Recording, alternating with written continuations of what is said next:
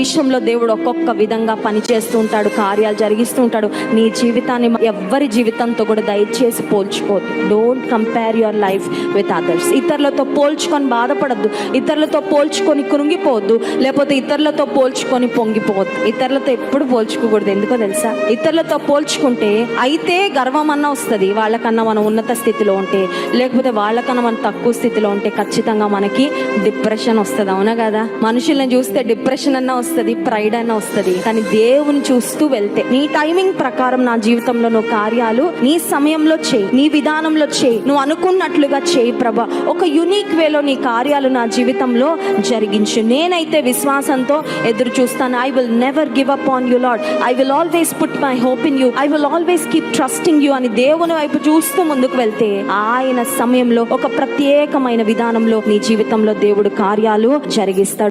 ఒక్కొక్కరి విషయంలో దేవుడు ఒక్కొక్క విధంగా పనిచేస్తూ ఉంటాడు, కార్యాలు జరిగిస్తూ ఉంటాడు. నీ జీవితాన్ని ఎవ్వరి జీవితంతో కూడా దయచేసి పోల్చుకోవద్దు. డోంట్